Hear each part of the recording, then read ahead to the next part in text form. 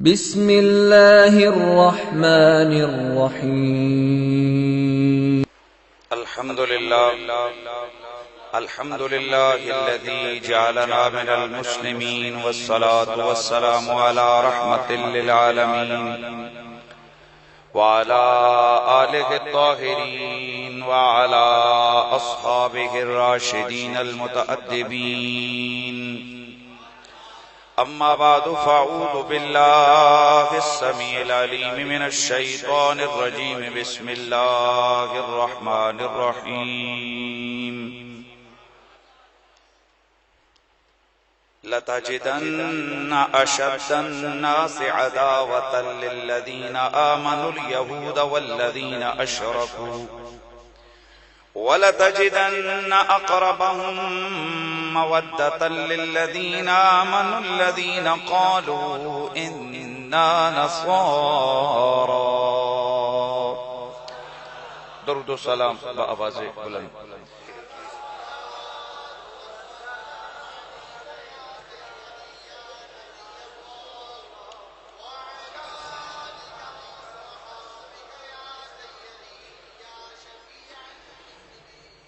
بعد از حمد و صلات لائق تعظیم و تکریم جمیع حاضرین و سامعین، السلام علیکم ورحمۃ اللہ تعالی وبرکاتہ.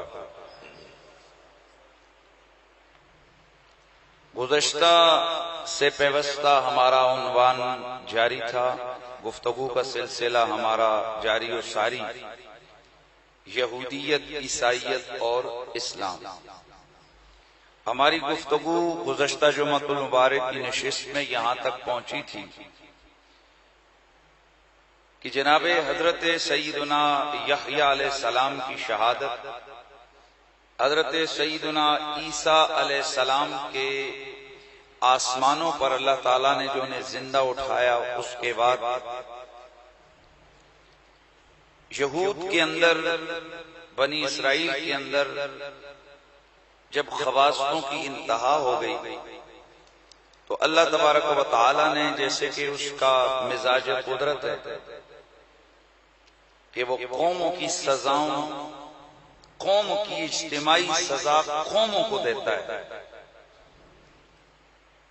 کیا عرض کیا میں نے؟ وہ قوموں کی اجتماعی سزا قوموں کو ہی دیتا ہے. اس سلسلے میں اللہ تعالیٰ نے ان سے انتقام لیا اور 64 عیسوی میں یہودیوں نے رومیوں کے خلاف بغاوت کی.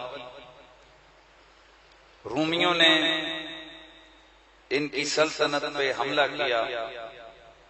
1,33,000 یہودی مارے گئے، 70,000 کے قریب غلام بنے، ہزاروں در بدر کی ٹھوکریں کھا کھا کے مر گئے، اور ہزار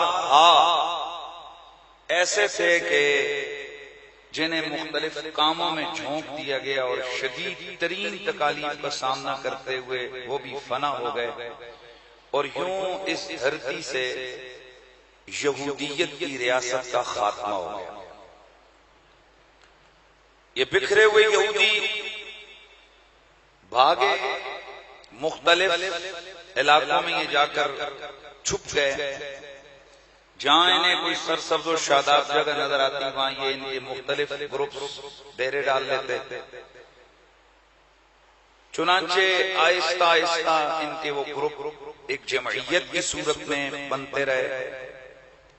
اور یہ عرب کی طرف جب نکلے تو تبوک، تیمہ، وادی قرا، فدق، خیبر اور اسی طرح اور بہت سارے علاقوں میں انہوں نے وہاں ڈیرے جمائے. جس وقت یمن میں سیلاب آیا تو وہاں سے عرب قبائل نکل کے اطراف عرب میں پھیل گئے. انہی قبائل میں سے اوس اور خزرج، یہ 2 قبیلے تھے کہ جو آ کر اس وادی میں آباد ہوئے جسے اس زمانے میں یثرب کہا جاتا تھا اور آج اس کا نام مدینہ ہے. مدینے کے مضافات کے اندر جیسے خیبر ہے اور اسی طرح فدق ہے، ان علاقوں میں یہودی آباد تھے، یعنی وہی جو بھاگ بھگا کر آئے تھے۔ چنانچہ یہ جو یثرب میں بسنے والے اہل عرب تھے، ان کا کوئی مذہب نہیں تھا، ان کا کوئی مذہب نہیں تھا، یہ بت پرست تھے، یہودی اہل کتاب تھے اور عقل مند بھی تھے، ٹھوکریں بھی لگی ہوئی تھیں۔ چنانچہ انہوں نے سب سے اہم کام یہ کیا کہ ان تمام علاقوں کی جتنی صنعتیں تھیں ان پر یہ قابض ہو گئے، پیسہ ان کے ہاتھ میں آ گیا، سود کو انہوں نے عام کیا، اور کرتے کرتے بڑھتے بڑھتے انہوں نے تمام اطراف عالم کی جتنی اقوام تھیں ان پر سیاسی برتری حاصل کر لی، مالی برتری حاصل کر لی، اور سب سے بڑی بات کہ ان کا ایک روپ تھا کہ ہم اہل کتاب ہیں، ہم کیا ہیں؟ اہل کتاب ہیں، اور ہمارے پاس ایک آسمانی کتاب ہے۔ حالانکہ ان کی حالت ایمانی اور اپنی دینی حوالے سے یہ ہو چکی تھی کہ نہ اللہ پر مکمل ایمان، نہ آخرت پر مکمل ایمان، نہ حلال کی تمیز، نہ حرام کی تمیز۔ الغرض یہ جتنے بھی یہودی تھے، بڑے غور سے آگے آنے والا مرحلہ آ رہا ہے، یہ نام کے تو اہل کتاب تھے لیکن وہ تمام تعلیمات موسوی اور وہ حضرت عزیر علیہ السلام کی جو تجدیدی ان کے اندر پھونکی روح تھی وہ یکسر ان میں غائب تھی۔ البتہ اپنے بڑوں سے سنتے ہوئے آئے تھے جو معاملات، ان میں ایک چیز ان کے بچے بچے کو یاد تھی، اور وہ یہ تھا کہ عنقریب آخری نبی آنے والا ہے، عنقریب آخری نبی آنے والا ہے۔ جب کبھی بت پرستوں سے ان کی جنگ ہوتی، بڑے توجہ سے سننا ہے، ظاہر ان کی تعداد تھوڑی تھی، بت پرستوں کی تعداد زیادہ تھی، ان سے جب جنگ ہوتی تو یہ کہتے کہ بڑے توجہ سے سننا ہے، یہ پھر ہاتھ اٹھا کر کہتے اے اللہ تجھے اس آخری نبی کا واسطہ، اس نبی آخر الزمان کا وسیلہ جو تیرا محبوب نبی ہوگا، جس کی بشارات جناب موسیٰ دیتے رہے، جن کی بشارات جناب عزیر دیتے رہے، ہماری کتاب میں جس نبی کی آمد کے تذکرے ہیں، تجھے اس کا وسیلہ اور واسطہ مالک ہمیں فتح عطا فرما۔ اللہ کا کرنا ہوتا میرے نبی کے نام کا وسیلہ ان کے کام آتا اور ان کو غیر معمولی طور پر جنگوں میں فتح ملتی۔ اب اوس اور خزرج، بڑے توجہ سے سننا ہے، مدینے کے جو قبائل تھے وہ ان کی زبانی سنتے رہتے تھے کہ کوئی آخری نبی آئے گا، کوئی آخری نبی آئے گا، اور یہ اہل کتاب اس کے منتظر ہیں، اور یہ کہتے کیا؟ یہ کہتے سنو سنو، وہ آخری نبی جب آئے گا ہم اس کے ساتھی ہوں گے اور اس کے ساتھ مل کر تم سے انتقام لیں گے۔ تو یہ مدینے کے رہنے والے اوس و خزرج کے جو قبائل تھے ان کے بچے بچے کو میرے نبی کا پتا تھا کہ کوئی آخری نبی آنے والا ہے جس کے منتظر یہ یہودی ہیں۔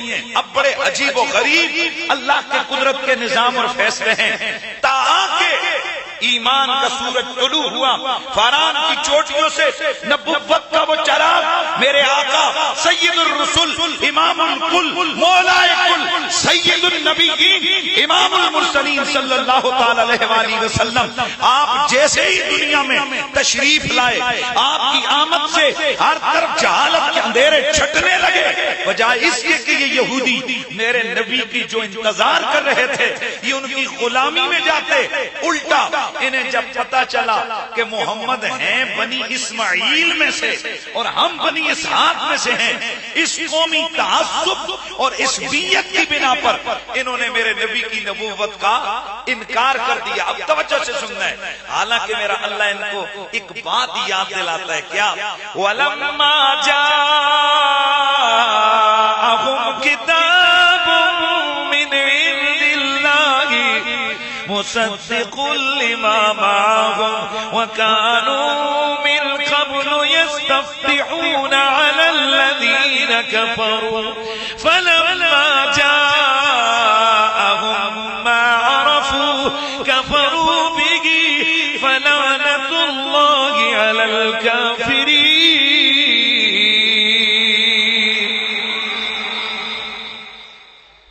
قرآن کہتا ہے کہ جب اللہ کی طرف سے کتاب ان کے پاس آئی جو ان کی تورات کی تصدیق کرنے والی تھی،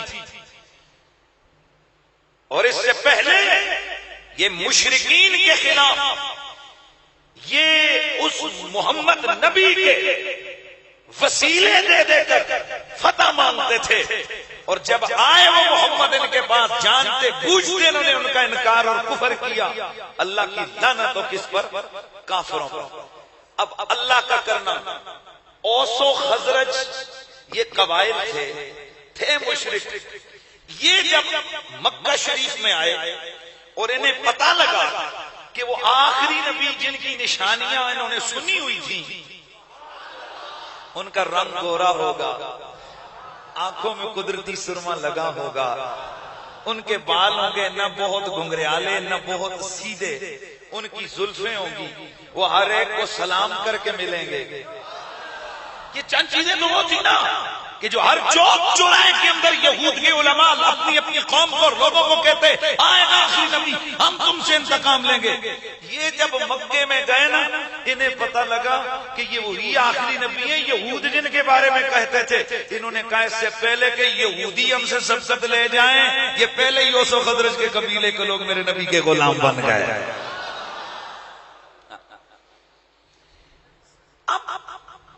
میرے مصطفیٰ مکے کو چھوڑ کے بولیے مدینے آ گئے. حضور مدینے آئے تو مدینہ طیبہ میں جب حضور کی ملاقات ان لوگوں نے کی تو یہ پہلے ہی پہچانتے تھے، اور اللہ کا قرآن بڑے واضح طور پر یہ کہتا ہے کہ یعرفونہ کما یعرفون ابناءہم.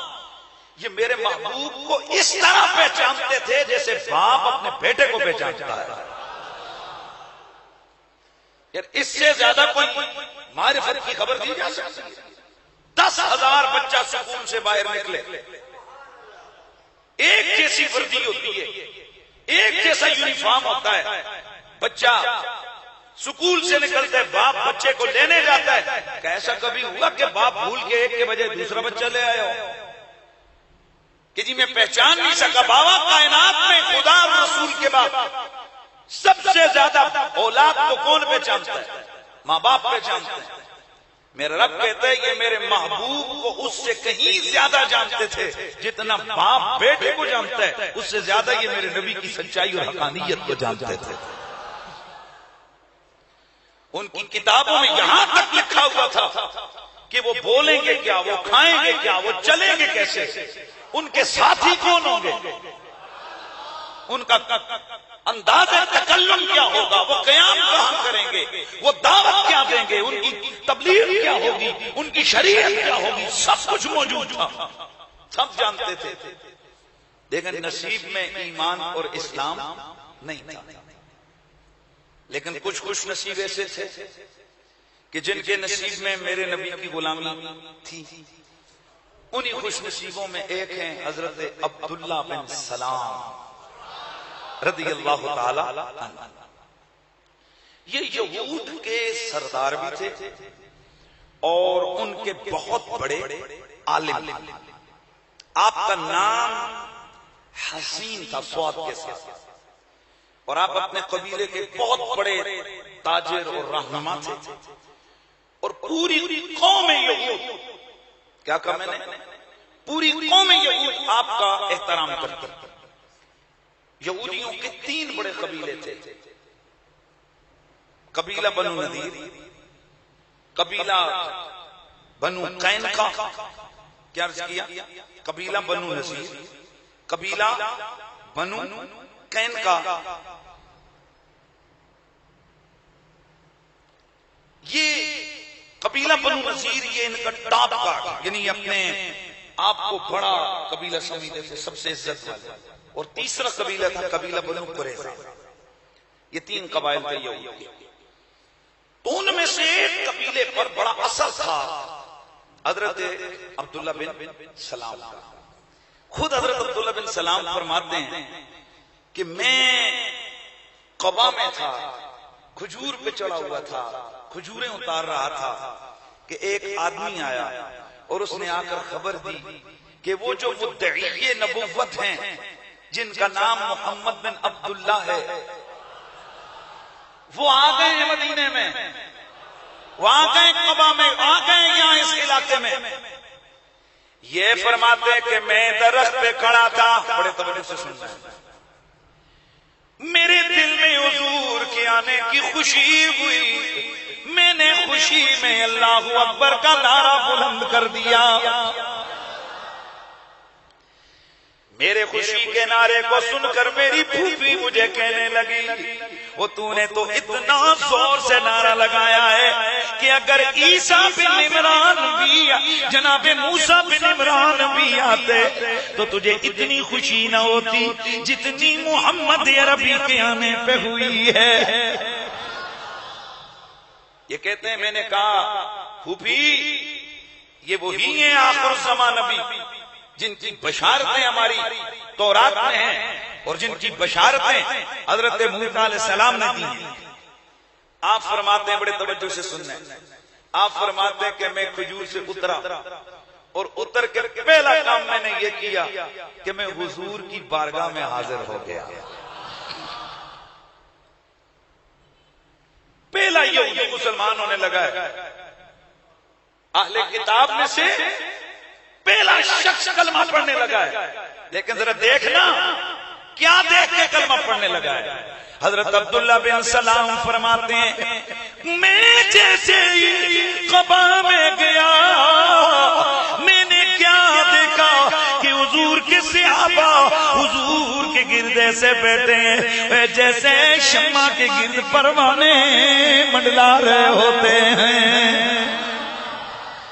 فرماتے ہیں کہ جیسے ہی میں حضور کے قریب گیا میں نے آپ کی آنکھیں دیکھی تھی، میں نے آپ کا چہرہ دیکھا، میری زبان سے نکلا، میرے دل میں سے آواز آئی اللہ کی قسم یہ چہرہ کسی جھوٹے کا نہیں، یہ سچے کا چہرہ نظر آتا ہے.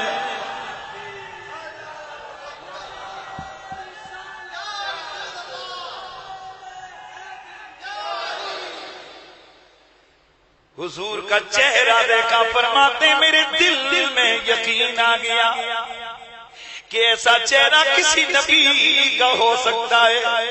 اور میں قربان اپنے نبی کی حسن و جمال پہ، میں قربان اپنے نبی کی سونی صورت پہ کہ کافر جنہیں دیکھ کے کلمے پڑھ لیتے ہیں.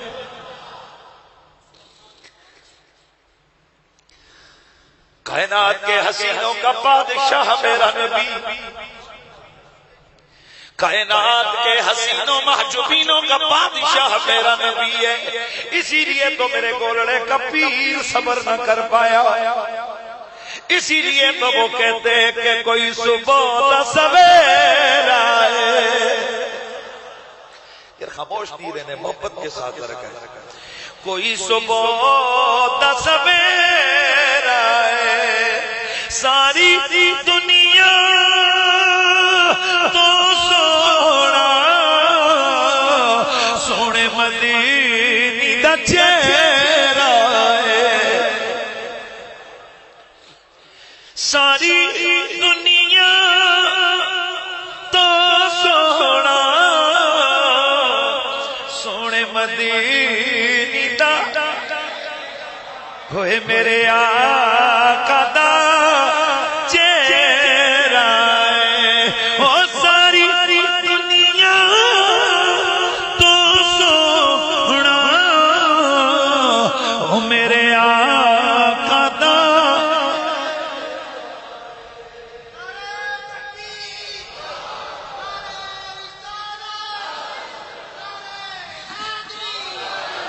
آپ فرماتے ہیں کہ میں حضور کی مجلس میں جا کے بیٹھ گیا، حضور گفتگو فرما رہے تھے اور اپنے صحابہ کو یہ سبق دے رہے تھے. پہلا سبق جو میرے کانوں میں پڑا وہ کیا تھا؟ فرمایا افشوا السلام وَأَطْعِمُوا الطَّعَامَ وَصِلُوا الْأَرْحَامَ وَصَلُّوا بِاللَّيْلِ وَالنَّاسُ نِيَامٌ تَدْخُلُوا الْجَنَّةَ بِالسَّلَامِ۔ فرماتے میرے کانوں میں جو پہلے حضور کے جملے پڑے وہ کیا تھے؟ حضور فرما رہے تھے وہ سلام پھیلاؤ، یعنی جب بھی ایک دوسرے کو ملو تو سلام کرو۔ کیوں میرے نبی نے یہ اس پہ زور دیا؟ میرے نبی کو پتا تھا کہ میری امت میں ایک وقت آنے والا ہے کہ جب یہ ایک دوسرے کو ملیں گے تو ہائے ہیلو ہائے یہ کافروں کے طریقے اختیار کریں گے۔ اس لیے میرے حضور نے جن سنتوں پہ سب سے زیادہ زور دیا ہے ان میں یہ سنت افشاء السلام اتنی ہے، مسواک اور افشاء السلام کی یہ سنت کہ حضور نے ہر جگہ جگہ میرے رسول کے یہ خطابات میں موجود ہے کہ حضور اپنے غلاموں کو کہتے جب ایک مسلمان دوسرے سے ملے تو کیا کہنا ہے؟ السلام علیکم ورحمۃ اللہ۔ اور آج ہم ہیلو ہائے سکھوں یہودیوں عیسائیوں والے کرتوت ہمارے اندر ہو رہے ہیں، کیا چھوٹے کیا بڑے، ہیلو جی یہ سب عیسائیوں کا طریقہ ہے، یہودیوں کا کافروں کا طریقہ ہے۔ مسلمان کا طریقہ یہ ہے کہ وہ جب ایک دوسرے سے ملتے ہیں تو ان کی زبان پہ جاری ہوتا ہے السلام علیکم ورحمۃ اللہ۔ وَأَطْعِمُوا الطَّعَامَ، کھانا کھلاؤ، وَصِلُوا الْأَرْحَامَ، صلہ رحمی کرو، رشتہ داروں کے ساتھ اس نے سلوک کرو، وَصَلُّوا بِاللَّيْلِ وَالنَّاسُ نِيَامٌ، صحابہ رات کو نماز پڑھو جب لوگ سو رہے ہوں، تدخل الجنت بالسلام، یہ کام کرو گے تو سلامتی کے ساتھ تم جنت میں داخل ہو جاؤ گے۔ فرماتے ہیں میں نے حضور کے ہاتھ چومے، ویسے جملہ تو میرا پورا کروں گا میں لیکن یہ جملہ پورا سنیے۔ فرماتے ہیں میں نے حضور کے ہاتھ چومے، میں نے کلمہ پڑھا، مسلمان ہو گیا۔ میرا دل کرتا ہے کہ ان سارے یہودیوں میں ان کو ایمان کی دولت اس لیے ملی نا، انہیں میرے نبی کی آمد کی خوشی ہوئی تھی۔ یار جس کو سمجھ آئی وہ بولے نہیں آئی تو چپ رہے تھے، کوئی مسئلہ نہیں۔ میرے نبی کی آمد پہ خوشی ہوئی تھی، میرے رسول کی آمد کا سن کے انہوں نے خوشی کا نعرہ لگایا تھا۔ میرے رب کی تقدیر جوش میں آئی، جا میرے محبوب کے غلام، جا عبداللہ بن سلام، ہے تو یہودیوں کا بڑا عالم، عام یہودی کلمہ نہیں پڑھتے، عالم کہاں پڑھے گا، لیکن جا اور جو میرے یار کے آنے پہ خوش ہوتے ہیں ہم انہیں کافر نہیں مرنے دیتے، انہیں مومن مارتے ہیں۔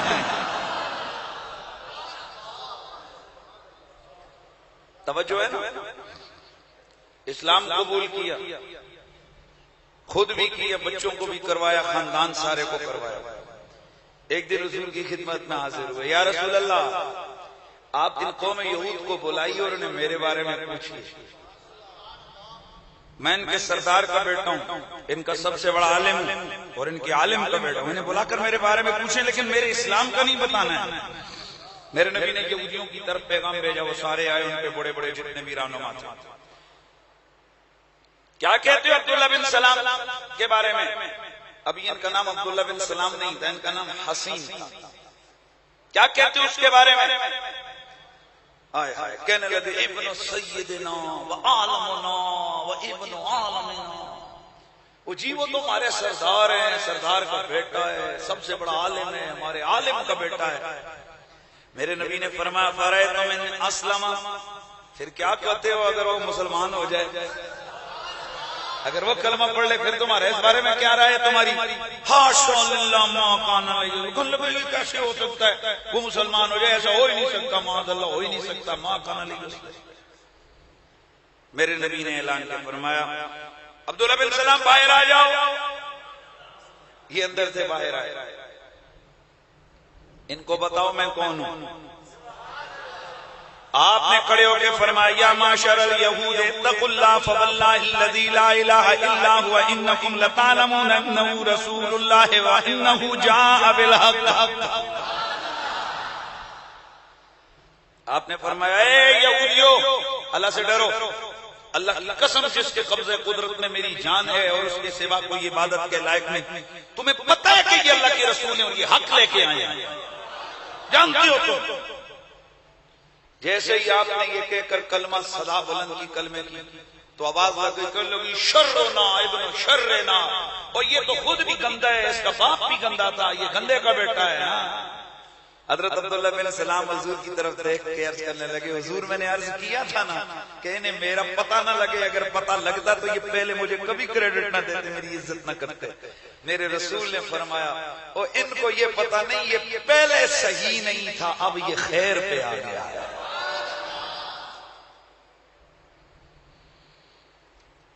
بہت کم لوگ یہودیوں میں سے مسلمان ہوئے. ایک یہ تھے, ایک مخیریق نام کا ایک ان کا بڑا حبر اور ربی تھا, ان کا بڑا عالم تھا, وہ بھی مسلمان ہوا. اور چند ایک لوگ یعنی یہودیوں میں سے ان کے خاندان کے مسلمان ہوئے. باقی جتنے کے جتنے تھے وہ سارے کے سارے اسلام کی دشمنی پر ڈٹ گئے. اور جو میں نے آج آپ کے سامنے قرآن مجید قرآن رشید کی آیت پڑھی ہے, میرا اللہ وہی قرآن مجید کے اندر اعلان فرماتا ہے لَتَجِدَنَّ أَشَدَّ النَّاسِ عَدَاوَةً لِلَّذِينَ آمَنُوا الْيَهُودُ وَالَّذِينَ أَشْرَكُوا. البتہ ضرور تم تمام لوگوں میں سے اہل ایمان کی سب سے زیادہ مخالفت کرنے والے دو لوگوں کو پاؤ گے, یا یہودی یا مشرک. کیا فرمایا؟ یا یہودی یا مشرک. مسلمانوں کے سب سے بڑے دشمن یا کون؟ یہودی یا کون؟ مشرک. اور بڑی عجیب بات, وَلَتَجِدَنَّ أَقْرَبَهُمْ لِلَّذِينَ آمَنُوا الَّذِينَ قَالُوا إِنَّا نَصَارَىٰ. اور تم ضرور ان میں سب سے زیادہ محبت کرنے والا ان لوگوں کو تم پاؤ گے, ان کفار میں سے ایمان والوں کے ساتھ سب سے زیادہ محبت وہ کریں گے قالوا انا نصارى, جو کہ کہتے ہیں ہم نصرانی ہیں یعنی عیسائی. تو قرآن نے یہاں پر ایک تخصیص, ایک بڑا واضح ایک میسج دے دیا کہ ویسے تو سارے کافر ہی اسلام کے مخالف ہیں, لیکن اگر ان کافروں کی بھی کیٹیگریاں کرو تو اسلام کے سب سے بڑے دشمن یہودی ہیں, اس کے بعد مشرک ہیں, اور اس کے بعد عیسائی ہیں. یعنی عیسائی ان یہودیوں اور مشرکوں کے مقابلے میں قرآن ہمیں ہماری رہنمائی کرتا ہے کہ پھر بھی تمہارے سے قریب ہیں, لیکن یہ سب سے زیادہ تمہارے بڑے دشمن دو لوگ ہیں. کون؟ یا یہودی یا مشرکی, بتوں کو پوجنے والے. اور آج بھی آپ دیکھ لیں پوری دنیا کے اندر جتنی بھی اسلامی ریاستیں, ان تمام اسلامی ریاستوں کی سب سے بڑی دشمنیاں کون کر رہا ہے؟ یا یہودی ہیں اسلام کے خلاف پیش یا مشرکین ہیں بت پرست. خیر, میرے آقا مدینے میں گئے, یثرب کو مدینہ بنایا, تو چونکہ یہ مضافات کے اندر تھے, یہ اہل یہود جو تھے یہ اپنے آپ کو اہل کتاب کہلاتے تھے, تو یہ ابتدائی طور پر یہ ریاست اسلامیہ کے تابع نہ تھے. چنانچہ میرے آقا نے جیسے ہی ریاست اسلامیہ کی بنیاد رکھی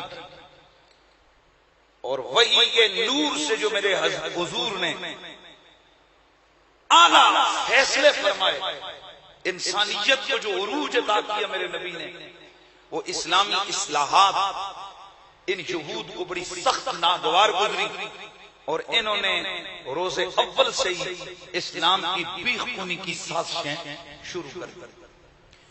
ان کی بے شمار سازشیں تھیں, چونکہ اسلام آیا, اسلام نے آ کر ان کے جو ملاوٹ انہوں نے کی تھی اپنی کتابوں میں اس کا پردہ چاک کیا.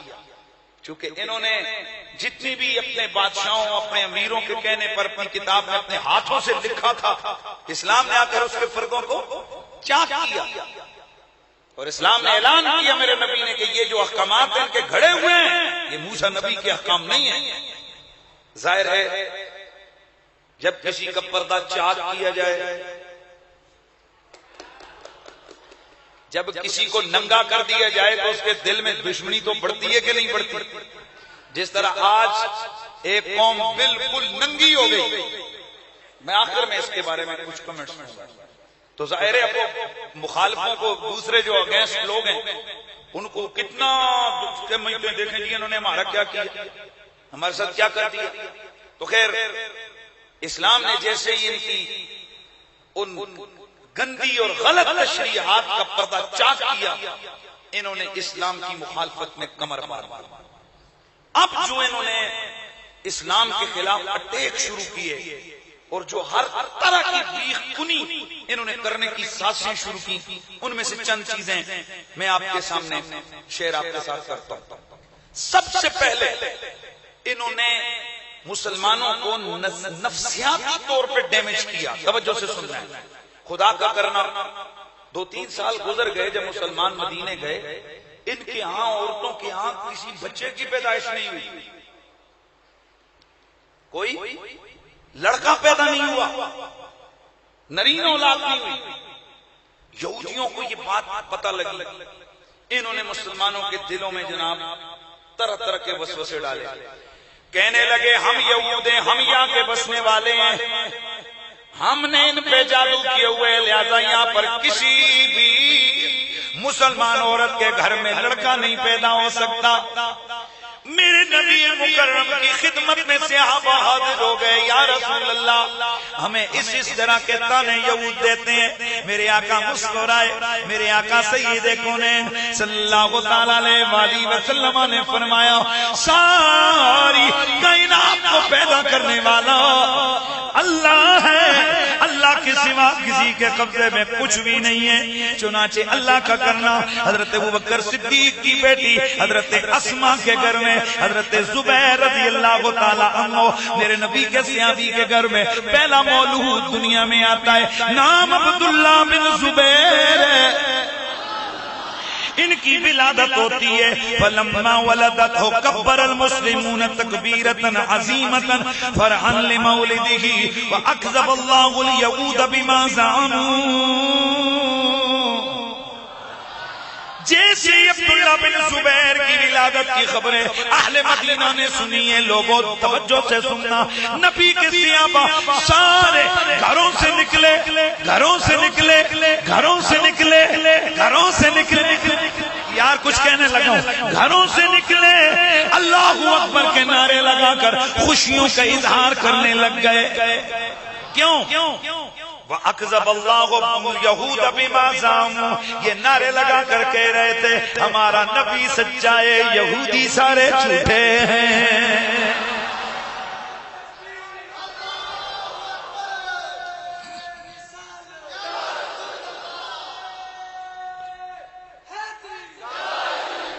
بھائی دھیان ہے نا، اللہ نے سچ کر دیا حضور کی بات کو.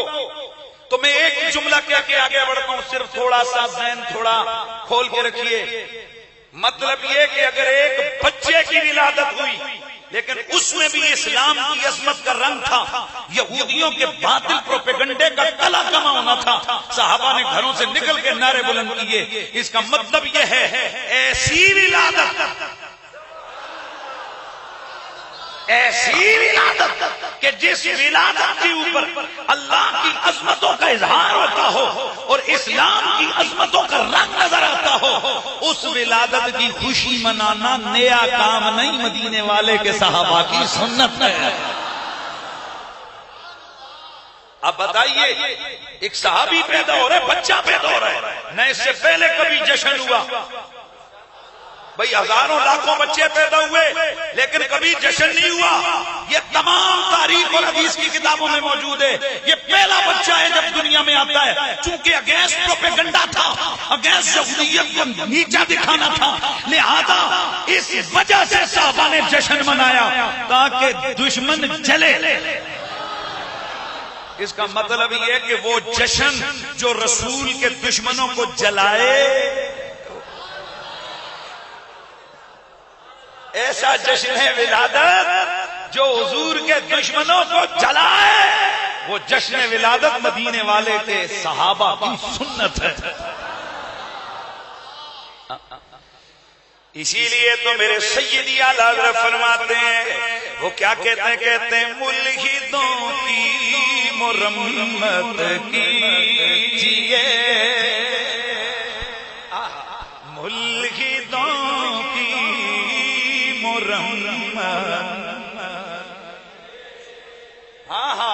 دشمنان احمد پہ شید کیجئے، دشمنان احمد پہ شید۔ میرے امام رضا کس طرح شدت کریں، کیا ڈنڈا لے کے پیٹیں، کیا گولی ماریں؟ فرمایا نانا ذکر آیات ولادت کی، نہ جی نہ یہ مزہ نہیں آیا، یہ رنگ نہیں آیا، ذرا محبت سے ذکر آیات جیے،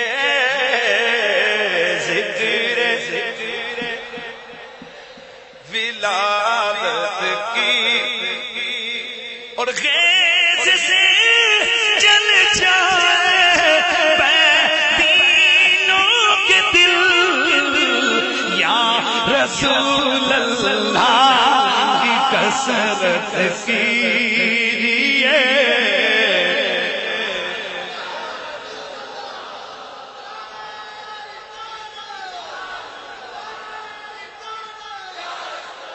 خیز سے جل جائے دینوں کے دل، یا ہاتھ اٹھا کے پتہ لگے سارے ہمارے ساتھ جیے، یا رسول اللہ کی کثرت کی جیے، یا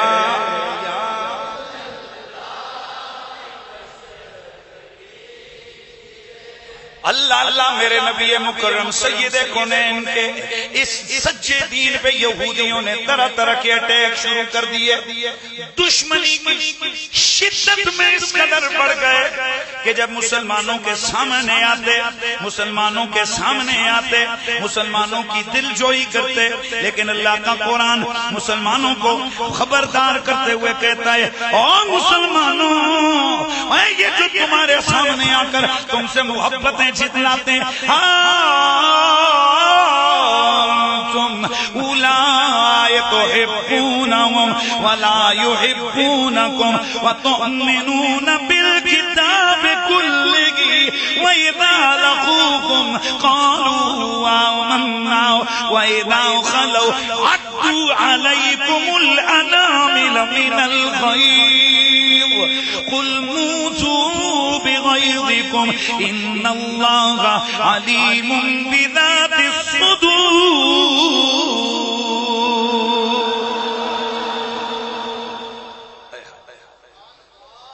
توجہ ہے نا؟ مسلمانوں کے پاس آ کر کہتے نہیں ہم بھی اہل کتابیں، ہم بھی ایمان بھی لاتے ہیں، آپ بھی بس ایک آپ کی کتابیں آ رہی، یعنی اتنا ہم میٹھے میٹھے ہو کے ملتے۔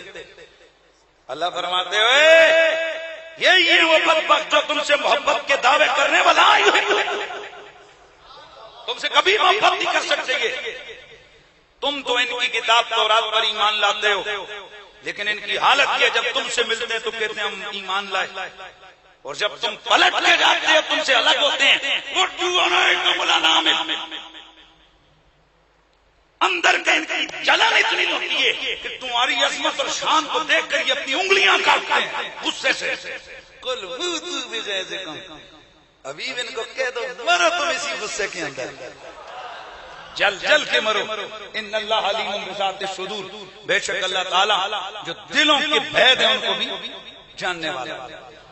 اشرین یہود نے نا بہت زیادہ پروپیگنڈا کیا ابتدائی طور پر اسلام کے خلاف، اور طرح کے عجیب و غریب قسم کے انہوں نے سوالات اٹھائے، اور حقانیت اور سچ کو سمجھنے کے باوجود ایک ایک بات پر یہ سو اعتراض انہوں نے کھڑے کھڑے۔ اسلام کی جو غیر انسانی اور غیر اسلامی، اسلام نے جو ان کی رسوم کا خلا خامہ کیا ان کو برداشت نہیں ہوا۔ میراث میں انہوں نے لڑکیوں کا حصہ ختم کر دیا، اسلام نے بحال کر دیا۔ جلدی جلدی سوتیلی ماں سے ان کے نکاح کو حلال کرایا، اسلام نے حرام قرار دے دیا۔ دو بہنوں کو ایک نکاح میں جمع کرنا اسلام نے حرام قرار دے دیا۔ متبنہ یعنی منہ بولے بیٹے کو وارث بنا دیتے تھے، اسلام نے آ کر کہا نہیں حقیقی بیٹا ہی وارث ہوتا ہے۔ جلدی جلدی سبحان اللہ کی آواز۔ منہ بولے باپ کے لیے متبنہ کی بیوی اور مطلقہ کو وہ حرام جانتے تھے، اسلام نے حلال قرار دیا۔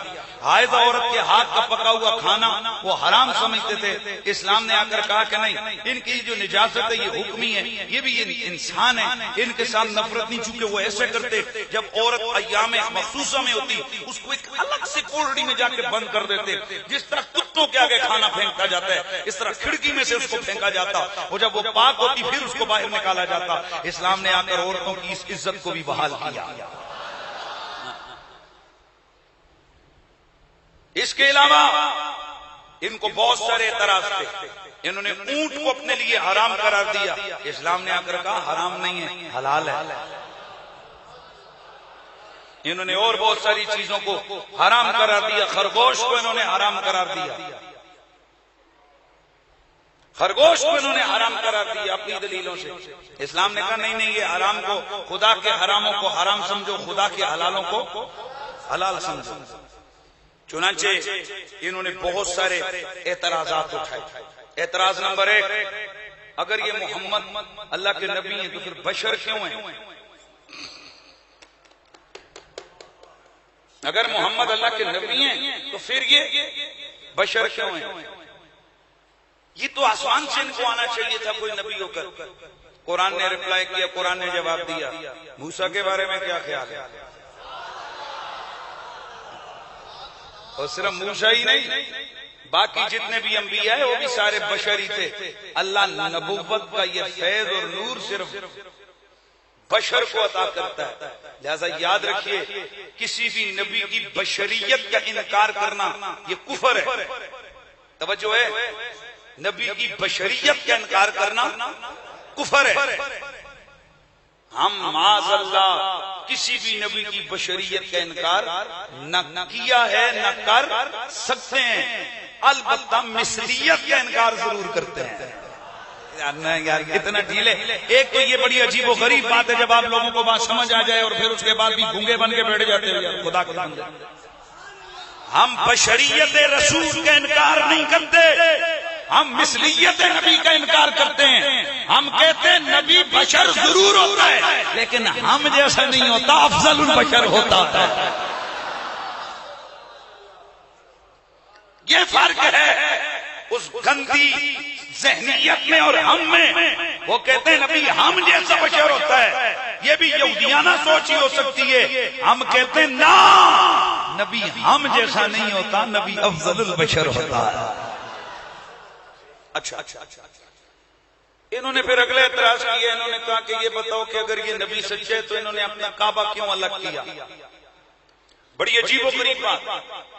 پہلے اعتراض کیا اگر یہ اتنا ہی سچا ہے تو پھر ہمارے قبلے کی طرف منہ کر کے کیوں نماز پڑھتا ہے؟ اب جب میرے رسول کی چاہت پہ اللہ نے قبلے کو بدلا اور کعبے کو قبلہ بنایا، پھر کہنے لگے باقی سارے نبی ادھر منہ کر کے پڑھتے رہے، یہ نبی ہے تو یہ ادھر منہ کر کے کیوں نہیں پڑھتا؟ اللہ تعالیٰ نے قرآن میں ارشاد فرمایا، ان کو رپلائی کیا، فَإِنَّمَا تَوَلُّوا فَثَمَّ وَجْهُ اللَّهِ۔ کوئی اللہ ایک جگہ پر بیٹھا ہوا نہیں ہے کہ اللہ بیت المقدس میں تو ادھر ہی منہ کر کے پڑھو گے تو ادھر منہ ہوگا، یا اللہ کعبے میں یا اللہ عرشوں پہ نہیں۔ فَإِنَّمَا تَوَلُّوا فَثَمَّ وَجْهُ اللَّهِ، جدھر منہ کرو گے اللہ ادھر ہی ادھر ہوگا۔ لہذا تمہارا یہ گمان غلط ہے یہودیوں کہ اللہ کسی ایک جہت کے اندر ہے۔ پتہ چلا خدا کو کسی ایک جہت میں مقید کرنا یہ یہودیوں کا طریقہ ہے۔ توجہ ہے نا؟ اچھا، انہوں نے نا اور بہت سارے اعتراض کیے، یہ کہنے لگے کہ اگر آپ سچے نبی نے چلو مان لیا، پھر آپ کے لیے آسمان سے لکھی ہوئی کتاب کیوں نہیں آئی؟ آسمان سے لکھی ہوئی کتاب کیوں نہیں آئی؟ یہ اعتراض میرے نبی کے سامنے ہوا، میرے آقا جواب دینے لگے تھے، اتنے میں جبریل آ گیا۔ يَسْأَلُكَ أَهْلُ الْكِتَابِ أَن تُنَزِّلَ عَلَيْهِمْ كِتَابًا مِّنَ السَّمَاءِ فَقَدْ سَأَلُوا مُوسَىٰ أَكْبَرَ مِنْ ذَلِكَ فَقَالُوا أَرِنَا اللَّهَ جَهْرًا۔ اے میرے سونے حبیب آپ سے یہ اہل کتاب سوال کرتے ہیں کہ آپ سے آسمان کی طرف سے ایک لکھی لکھائی کتاب کیوں نہ نازل ہو گئی؟ حبیبہ پریشان ہونے کی ضرورت نہیں ہے، اس سے پہلے یہ ان کی پچھلوں کی عادت ہے، یہ پٹھے پٹھے سوال کرتے رہتے ہیں، یہ الٹے الٹے سوال کرتے رہتے ہیں۔ ان کے بڑوں نے بھی اس سے پہلے اس سے بھی بڑا سوال کر دیا تھا کہ اگر اللہ ہے تو اے موسیٰ ہمیں سامنے دکھا۔ بھئی انہوں نے حضرت موسیٰ علیہ السلام گئے نا طور پہ، تو یہ ان کے جتنے بھی قبیلے کے تھے ضد کر گئے، کئی لوگوں کو نہیں مانتے، حتیٰ نر اللہ جارت، جب تک ہم اللہ تعالیٰ کو سامنے دیکھ نہیں لیتے ہم اللہ تعالیٰ کو نہیں مانیں گے۔ اے اللہ کیا کروں؟ فرما موسیٰ لے آئے ہیں، موسیٰ لے آئے ہیں۔ حضرت موسیٰ نے ان کے جو بڑے بڑے تھے نا شرارتی بڑے خناس 70 چنے پہاڑ پہ لے کے گئے، اللہ نے ایک جالی نہ تجلی، پہاڑ سارا سرما بن گیا، یہ پگھل گیا۔ جناب موسیٰ نے ادھر ادھر دیکھا، اب میں جملہ کہوں گا اگر آپ کی طبیعت یہاں ہو۔ جناب موسیٰ علیہ السلام نے ادھر ادھر دیکھا، سارے سرما بنے ہوئے گلے سڑے بیٹھے پڑے ہوئے، صرف جناب موسیٰ یا اللہ پہلے ہی ضدی قوم ہے، اب جاؤں گا کہیں گے ہمارے سردار لے کے گیا تھا وہیں پہ ختم مروا کے آ گیا ہے، اللہ ان کو زندہ کر۔ اچھا اللہ تعالیٰ نے دوبارہ ان کو کیا کیا؟ زندہ کیا۔ کہنے لگے ہاں اب ہمیں یقین آیا ہے، کہنے لگے اب ہمیں یقین آیا۔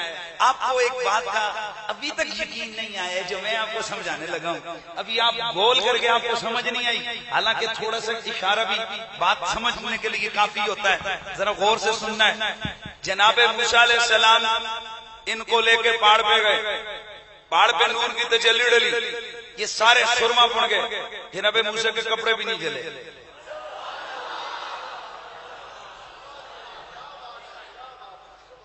جناب موسیٰ علیہ السلام کا برقرار رہنا اور ان کا کپڑا بھی نہ جلنا اور ان کا جل کے جسم سرما بن جانا، سارے پہاڑوں کے پتھروں کا جل کے سرما بن جانا، ہر چیز کا وہاں پتھروں کا پگھل جانا، یہ اس بات کی دلالت کرتا ہے کہ اگر وہ موسیٰ جیسے ہوتے اور موسیٰ ان جیسے ہوتے، یعنی وہ نبی جیسے ہوتے، نبی ان جیسا ہوتا، جو ان پہ بیتی تھی وہ موسیٰ پہ بیتتی، جو موسیٰ پہ گزری تھی وہ ان پہ گزرتی، لیکن نہ ان کو جلا کے ان کو مٹا کے پہاڑ کو سرما بنا کے موسیٰ کو بچا کے میرے رب نے قیامت تک آنے والے اہل ایمان کو بتلا دیا کہ نبی امتی جیسا نہیں ہوتا، امتی نبی جیسا نہیں ہو سکتا۔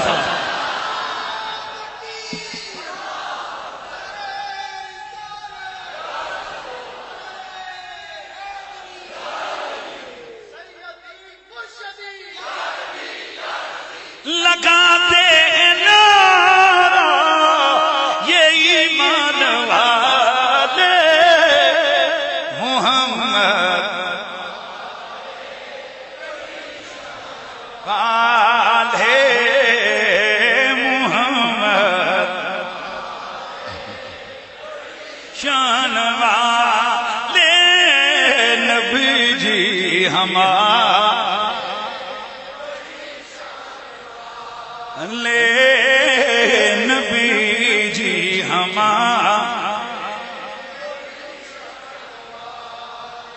اللہ اکبر۔ ان یہود کی شرارتیں خباثتیں آہستہ آہستہ بڑھتی چلی گئی۔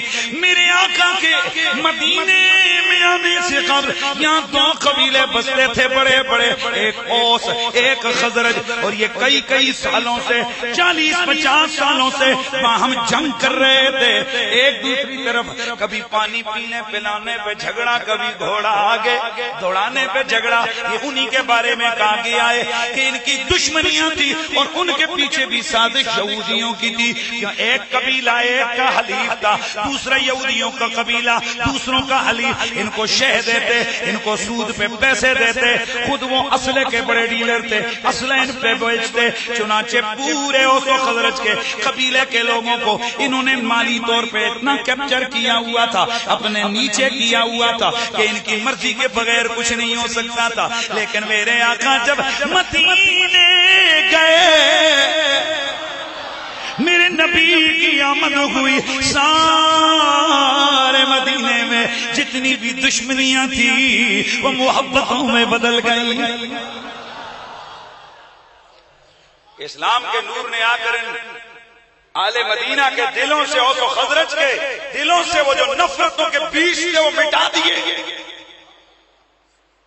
یہ بات یہودی کب گوارا کر سکتے تھے, کب برداشت کر سکتے؟ چنانچہ انہوں نے پہلی شرارت یہ کی کہ دونوں طرف دوبارہ لڑائی کرنے کی کوشش کی. ایک دن میرے آقا کے کیا دیکھتے ہیں کہ کچھ اوس قبیلے کے اور کچھ خزرج قبیلے کے صحابہ آپس میں باہم پچھلی باتوں کو, جاہلیت کی باتوں کو یاد کر کے جنگ کرنے کے لیے تیار ہیں.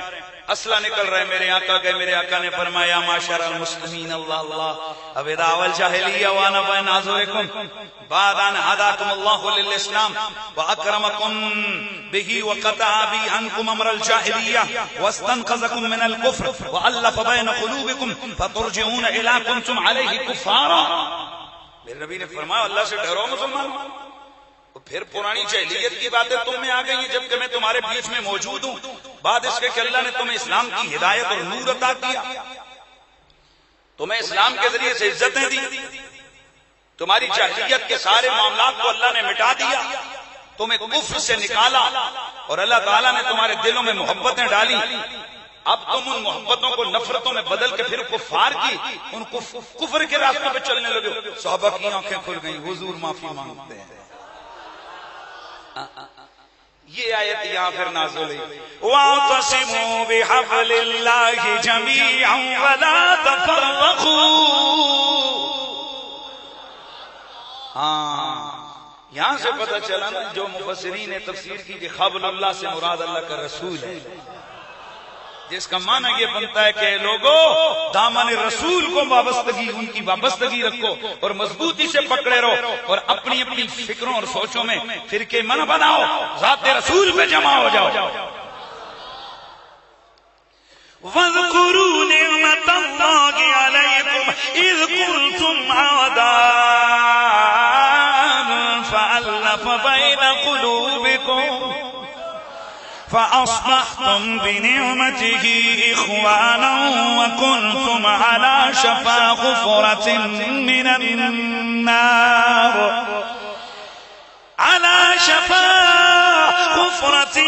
النار فأنقذكم منها كذلك يبين الله لكم آياته لعلكم تهتدون.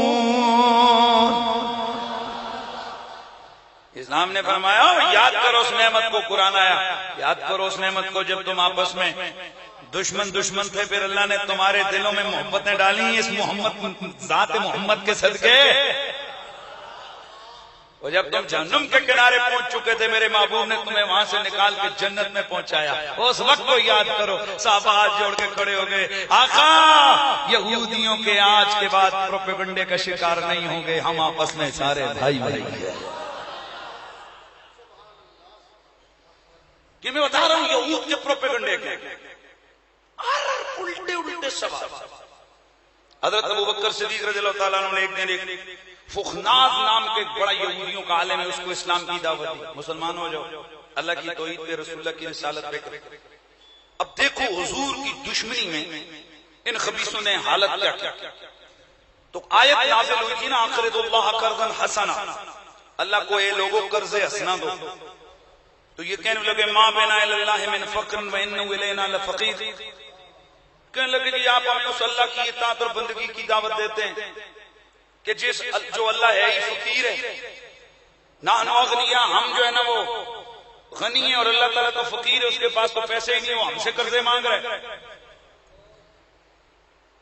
اگر وہ غنی ہوتا تو مستقرضنا اموالنا کما یزعم صاحبکم, اگر اس کے پاس کچھ ہوتا تو پھر وہ ہم سے قرضے نہ مانگتا جیسے تمہارا نبی کہہ رہے کہ مجھ پہ آیت نازل ہوئی ہے کہ اللہ کہتا ہے کہ اللہ کو قرض حسنا دو. اب یہ باتیں ہو رہی تھی, قرآن آ گیا لقد سمع اللہ قول الذین قالوا ان اللہ فقیر ونحن اغنیاء سنکتب ما قالوا. اللہ نے ان لوگوں کی باتوں کو سن لیا جو کہتے ہیں کہ اللہ فقیر ہے, ہم ان کے اس کہے ہوئے کو لکھ چھوڑیں گے. اور یہی نہیں وَقَتْلَهُمُ الْأَنْبِيَاءَ، ہم نے یہ بھی لکھ دیا، اور انہوں نے جو ناحق اللہ کے نبیوں کو قتل کیا ہم نے وہ بھی لکھ دیا، ان قریب ہم کہیں گے ذُوقُوا عذاب الحریق، جاؤ جہنم کی آگ میں جلو اور جلنے کا عذاب چک چک۔ ہر عجیب و غریب ان کے جناب اعتراضات، عجیب و غریب،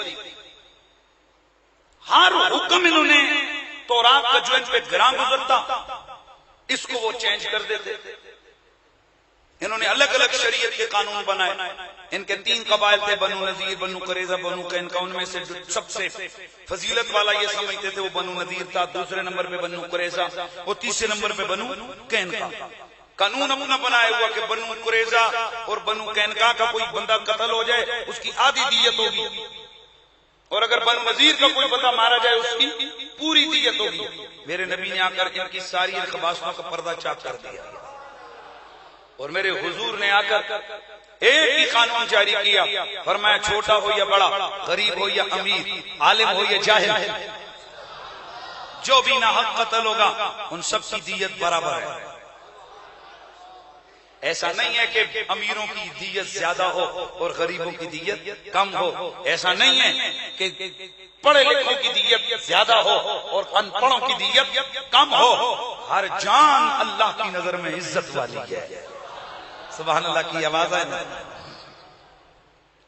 اچھا پھر کبھی کبھی یہ لوگوں کو ورگلانے کے لیے کہتے نحن ابناء اللہ وحبہ، ہم تو اللہ کی پیاری مخلوق ہیں، ہم تو اللہ کی بڑی پیاری مخلوق ہے، ہم تو اس کے بیٹوں جیسے ہوئے۔ تو اللہ تعالیٰ ہمیں پہلی بات تو یہ اللہ میں قیامت کو عذاب دے گئی، اگر اس نے دیے بھی نا تو بڑا تھوڑا سا دے، ہم اس کے پیارے یہ کہہ کر وہ مسلمانوں کو چڑھاتے۔ قرآن نے فرمایا قل فلم یعذبکم بذنوبکم، ابھی پھر تم ان کو کہو اگر تم اللہ کے اتنے ہی پیارے تھے تو پھر یہ جو تمہاری پچھلی زندگی میں تم پر تباہیاں آئی ہیں، تمہارے گناہوں کے سبب، گناہوں کی وجہ سے اللہ نے جو تم پہ عذاب نازل کیے ہیں یہ کیوں آئے ہیں؟ اے بل انتم بشر ممن خلق، خدا کے بیٹے نہیں ہو، خدا کے پیارے نہیں ہو، تم بھی عام بشروں جیسے بشر ہو، عام لوگوں جیسے ہو جو اللہ نے پیدا کیے ہوئے ہیں۔ وَيُعَذِّبُ مَن يَشَاءُ وَيَغْفِرُ لِمَن يَشَاءُ وَيُعَذِّبُ مَن يَشَاءُ، وہ جسے چاہے گا بخشے گا، جسے چاہے گا عذاب دے گا۔ وَلِلَّهِ مُلْكُ السَّمَاوَاتِ وَالْأَرْضِ وَمَا بَيْنَهُمَا وَإِلَيْهِ الْمَصِيرُ، زمین و آسمان کی بادشاہی اللہ کی ہے اور ہر ایک نے لوٹ کر اس کی بارگاہ میں جانا۔ تو الغرض حضرات، یہ یہودیوں کی کارستانیاں، یہ یہودیوں کی خباثتیں، ابھی یہ سلسلہ ہمارا جاری ہے جو ان کے اعتراضات ہیں، معلومات دینا چاہتا ہوں، اور پھر قرآن نے جو ان کا تعاقب کیا وہ بھی انشاءاللہ میرا اگلا جمعہ اس پہ میری گفتگو ہوگی۔ تو میرے خیال میں آج کے ہمارا یہ ٹاپک یہیں پہ ختم ہوتا ہے، آج ہم دوسرے ٹاپک کی طرف آتے ہیں، اور وہ تو آپ کو پتہ ہی ہے میں کیا کہنے لگا ہوں۔ رائے گا نہ جائے گا خون میرے غازی کا، رائے گا نہ جائے گا خون، ہاں رائے گا نہ جائے گا خون، ان کا نام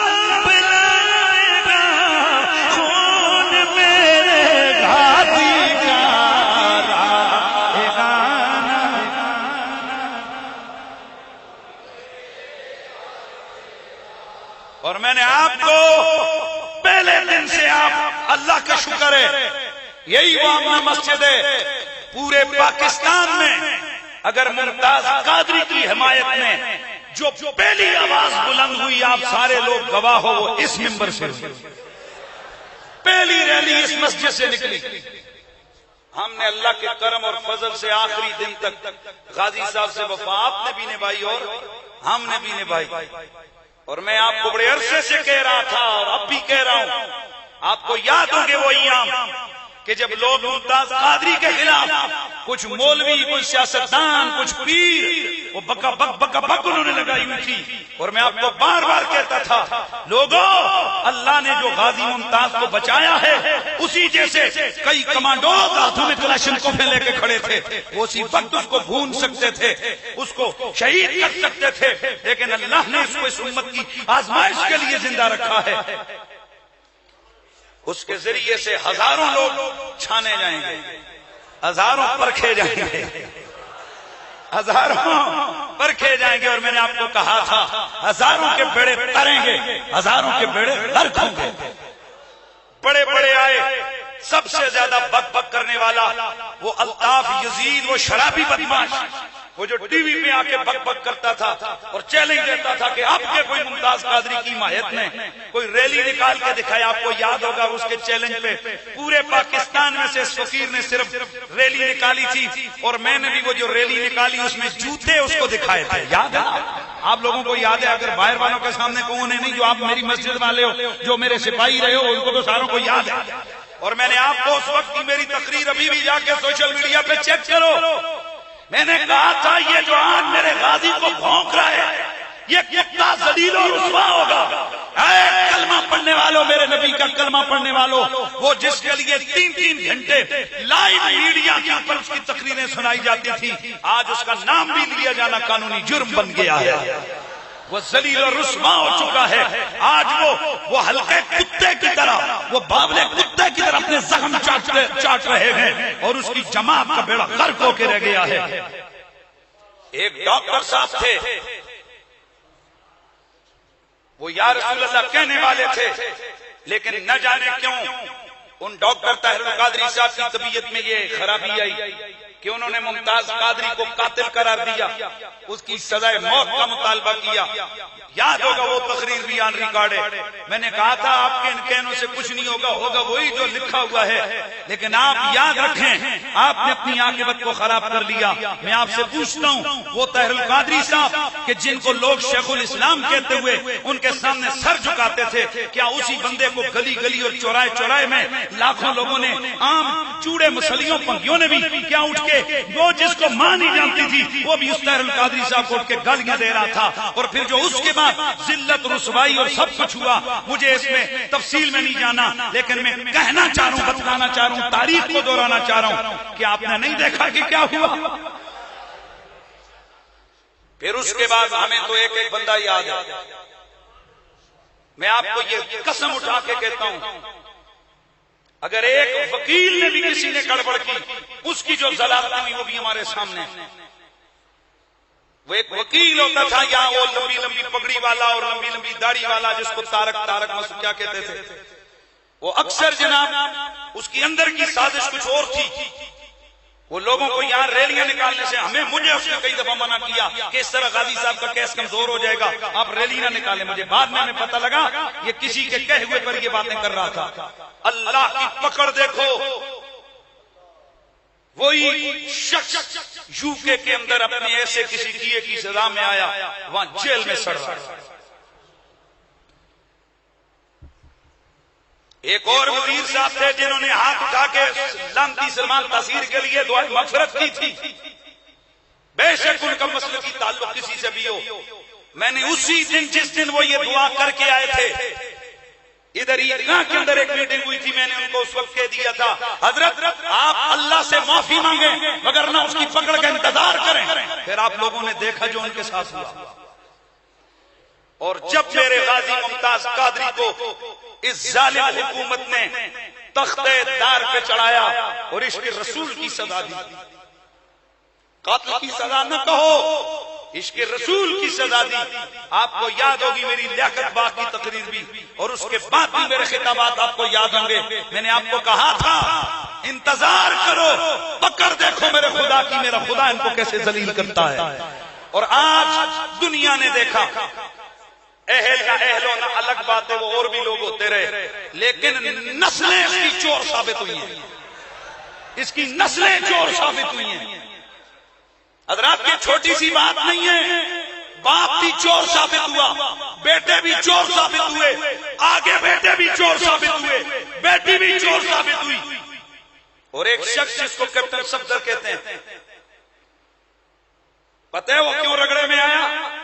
اس کا دادا عاشق رسول تھا، اس کا باپ عاشق رسول تھا، لیکن یہ بھی جب بولنے کا وقت آیا، یہ نواز شریف کی بیٹی کی وجہ سے حق بولنے سے مکر گیا۔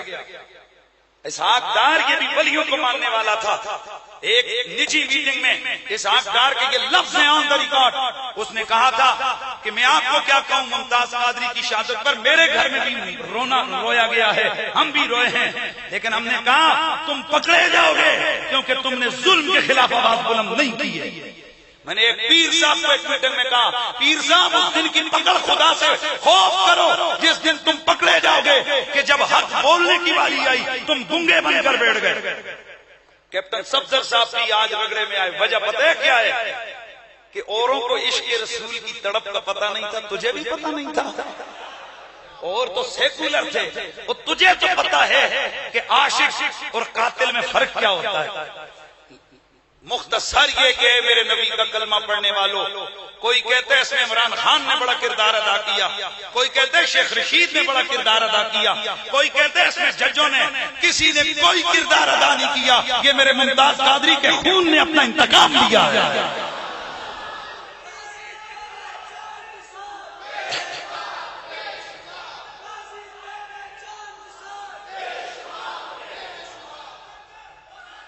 ضروری نہیں ہے، یزید بھی اپنی موت مرا تھا، اپنے بستر پہ مرا تھا۔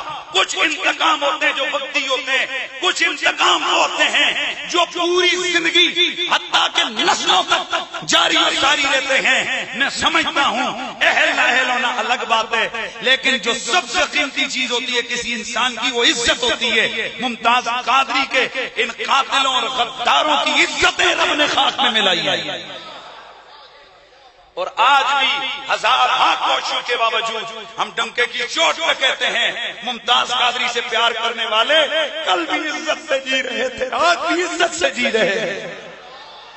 اور میں آپ کو دعوے سے کہتا ہوں میرے حضور کے گستاخوں کو کلا کما کرنے والا، ان کو واسطے جہنم کرنے والا وہ قاتل نہیں ہوتا، وہ عاشق ہوتا ہے، اور عاشقوں کا ساتھ دینے والا نہ ادھر ذلیل ہوتا ہے، نہ قبر میں ذلیل ہوگا، اور نہ آخرت میں اللہ اسے ذلیل کرے گا۔ یہ وہ چیزیں جو آپ کو اللہ نے صرف 1 سال کے اندر دکھائی ہیں، 1 سال 1.5 سال ہوا اللہ تعالیٰ نے اپنا انتقام۔ اور اس میں بات یہ کہ یہ پاناما تو بڑے عرصے سے ان کی کمپنیاں تھیں، یہ کیوں پکڑے گئے؟ صرف 10 دنوں کے اندر اندر ان کے کیس کھلے۔ کوئی پاناما کے پجامے میں آیا اور کبھی کوئی اقامے کے پجامے میں آئیں گے، ابھی کوئی اقامے کی پکڑ میں آئیں گے۔ دیکھو آگے آگے ہوتا ہے کیا انشاءاللہ۔ تو ہم تو صرف اوروں کو اپنی اپنی کوئی خوشی منا رہے اور کوئی اس کے چمچے چلے رو رہے ہوں گے، وہ جمعہ پڑھنے بھی نہیں آئے ہوں گے، وہ گھر میں ماتم کر رہے ہوں گے۔ ہمیں کوئی سیاسی اختلاف، وہ میں چونکہ میری سیاست سے تعلق نہیں ہے، ہاں جی، لیکن جو چیز حق ہے وہ تو ہے۔ ہم تو ممتاز قادری کے کل بھی پیار کرنے والے تھے، ہم آج بھی پیار کرنے والے ہیں الحمدللہ۔ ہمیں یہ بھی کوئی نہیں کوئی ہمیں سرٹیفکیٹ دے گا تو دے گا، وہ رب جانتا ہے، اس کو رسول جانتا ہے، اور میرا ممتاز قادری خود جانتا ہے مجھ سے کون سچا پیار کرنے والا ہے۔ ہاں تو پھر آواز آئے نا جی، رائے گا نہ جائے گا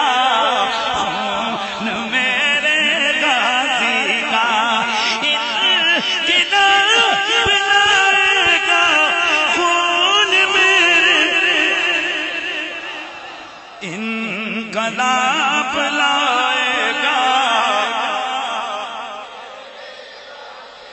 آواز آئے رائے گا نہ جائے گا، عشق چڑھ گیا سولی بدترین دن تھا وہ، عشق چڑھ گیا سولی بہترین دن تھا وہ، قرض سب چکائے گا، قرض سب چکائے گا، خون میرے انقلاب لائے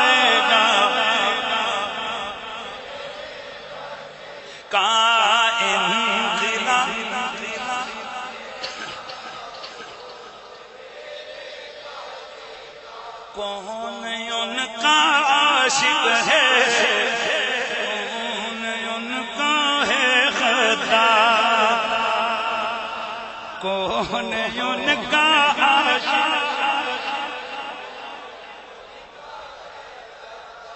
چہرے سب دکھائے گا خون میں، بڑے بڑے پیر پکڑے گئے، بڑے بڑے مولوی پکڑے گئے،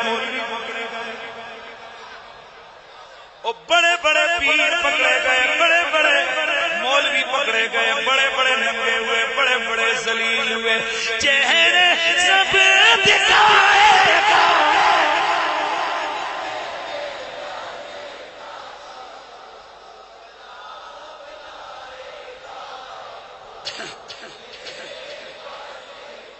مصطفیٰ کی حرمت پر بھونکتے جو رہتے ہیں، مصطفیٰ کی بھونکتے جو رہتے ہیں، اے منہ بندے کرائے گا خون میں،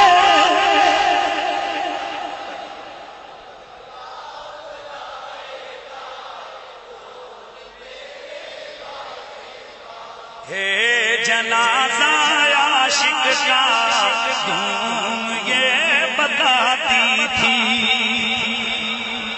تھا جنازہ عاشق کا دھوم یہ بتاتی تھی، تھا جنازہ،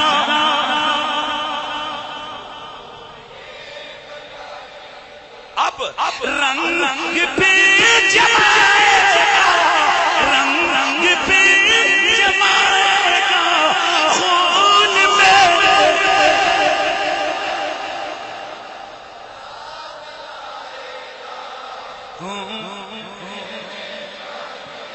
آج کتنا روئے گا یہ قلم اجاگر کا، پھر لکھنا پائے گا خون میں،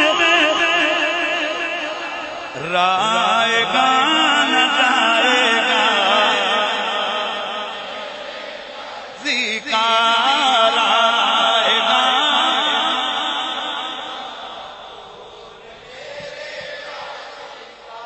اور اسی حکمران جماعت کے ایک منسٹر تھی، اس دن میں نے یب یب سنی، وہ باہر گیا تو اسے کسی نے کہا یہ کیسی کنٹری ہے آپ کی کہ وہاں ایک قاتل کا مزار بن گیا؟ پتہ لگا یہ مزار بننے کی زیادہ تکلیف ان گستاخوں کو ہوتی ہے، آپ مزار بن گیا اور وہ بھی کیپٹل کے اندر،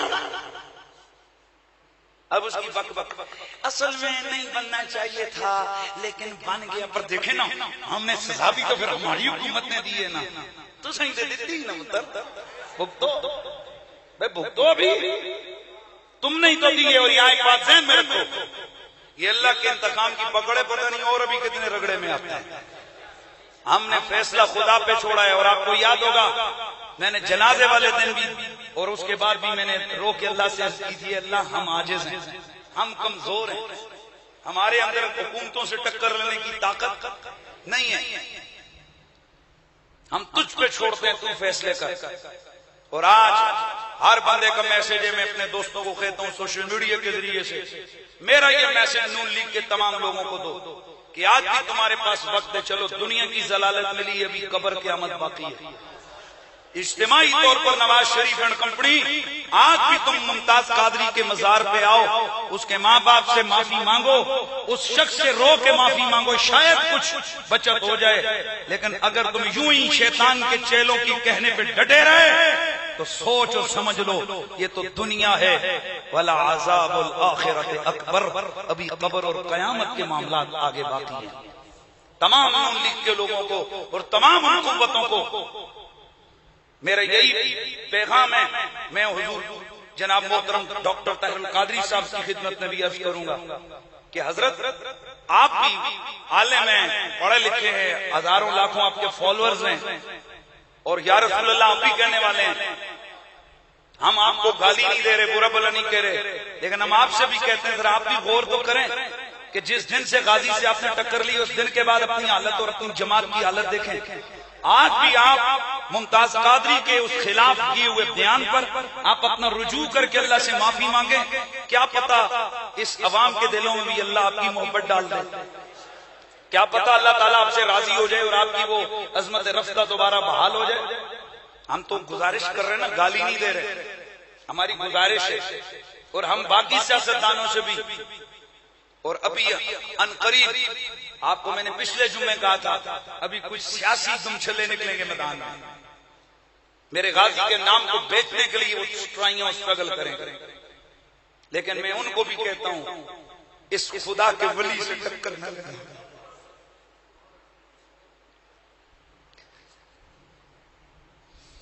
میں قسم کھا کے کہتا ہوں لوگوں کو چیزیں سنی سنائی ہوتی ہیں، کچھ دیکھی دکھائی ہوتی ہیں، حلف اٹھا کے کہتا ہوں ممتاز قادری بارگاہ رسالت میں آپ کا چنا ہوا بندہ ہے، عاشق رسول ہے۔ آپ کو کیا پتا اس کی شہادت کے بعد میں جب بھی مدینہ طیبہ گیا، مجھے جب بھی اللہ نے رات کو کبھی نماز کی توفیق عطا کی تو میں نے ایک ہی اللہ سے دعا مانگی اور حضور سے جا کر میں نے پہلی التجا کی تھی، یا رسول اللہ شاید جتنا ہم کر سکتے تھے ہم نے اتنا نہ کیا ہو، حضور آپ کو آپ کے شہزادوں کا واسطہ ہمیں معاف فرما دے۔ اے قوم، ہم سے قصور ساروں سے ہوئے، مولویوں سے ہوئے، پیروں سے ہوئے، سیاستدانوں سے ہوئے، آپ سے ہوئے، ہماری آنکھوں کے سامنے اس عاشق رسول کو تختے دار پہ چڑھایا گیا، اور میں یہاں بھی یقیناً میرا یہ میسج سوشل میڈیا پہ جائے گا، مت سلام کرو ان ججوں کی عظمت کو۔ یہ آصف کھوسا وہی ہے، اسی ٹیم کا سربراہ ہے جس نے ممتاز قادری کو سزائے موت دی ہے، یہ جو آج اس ٹیم کا سربراہ ہے یہ وہی جج ہے، اور میں بالکل یہ کہتا ہوں تم بھی انتظار کرو اللہ تمہاری واری کب لاتا ہے۔ کوئی کس طرح ذلیل ہوں گے، کوئی کس طرح، لیکن یہ میرا دل کہتا ہے بچے گا ایک بھی نہیں۔ میں نے کیا کہا؟ بچے گا ایک بھی نہیں۔ کچھ کو اللہ خود ان سے انتقام لے گا، کچھ سے سال میں، کچھ سے 2 سال میں، کچھ سے 5 سال میں، کچھ سے کیا چھین کر۔ ایک انسپیکٹر کا میں نے آپ کو بتایا، اس نے میرے غازی صاحب کو صرف آ کر ایک دن غصے سے بدتمیزی کی، خدا کی پکڑو، خود اس نے رو کے میرے سامنے کہا، تو کہتے ہیں ہر 2 مہینے میں کوئی نہ کوئی پھٹا ہوتا ہے، کبھی میرے بیٹے کی ٹانگ ٹوٹ گئی، کبھی کیا ہو گیا، کبھی کیا، وہ دن اور یہ دن میں سکون سے نہیں۔ میں نے کہا جا غازی کے مزار پہ معافی مانگ، ہاں یہ اللہ کی پکڑ ہے انشاءاللہ، اور میں آپ کو مبارک دے کے کہتا ہوں جو ہر بندے کو اپنے دل کا پتہ ہوتا ہے، جس نے میرے ممتاز قادری سے سچا وفا نبھائی ہے نا، وہ سر اٹھا کے چلے، اللہ کا حبیب اس پہ راضی ہے، وہ مت فکر کرے اس کے خلاف ہزاروں لوگ متحرک ہو جائیں، میں قسم کھا کے کہتا ہوں میرے حبیب، میرے حضور کی مرضی نہ کچھ بھی نہیں ہو سکتا ہے، کیونکہ حضور کی مرضی میں خدا کی مرضی۔ تو آپ مبارکباد کے مستحق ہیں وہ لوگ جنہوں نے ایک عرصہ ہوا، ہزاروں مخالفتیں ہوئی، ہزاروں FIR ہوئی، سارے معاملات ہوئے، ہم نے ہر میدان میں کہا ممتاز قادری زندہ باد۔ آج بھی کہتے ہیں غازی ممتاز قادری، غازی ممتاز حسین قادری، غازی تیرے پیروکار۔ تھوڑا سا وقت جو ہے نا وہ زیادہ ہو گیا، بہرحال آج ایک خاص موقع تھا تو میں اپنے سننے والوں کی رہنمائی اس حوالے سے کرنا چاہ رہا تھا کہ آپ بجائے خان کو، پٹھان کو، شیخ کو، چودھری کو، ملک کو، راجے کو سلوٹ کرنے کے آپ اللہ کا شکر ادا کرے۔ اللہ تیرا شکر ہے، تو نے اپنا انتقام ہماری آنکھوں کے سامنے دیا ہے، اور ابھی جو رہتا ہے وہ بھی اللہ کرے ہمارے جیتے جی وہ سارا انتقام پورا ہو جائے۔ وآخر دعوانا ان الحمدللہ رب العالمین۔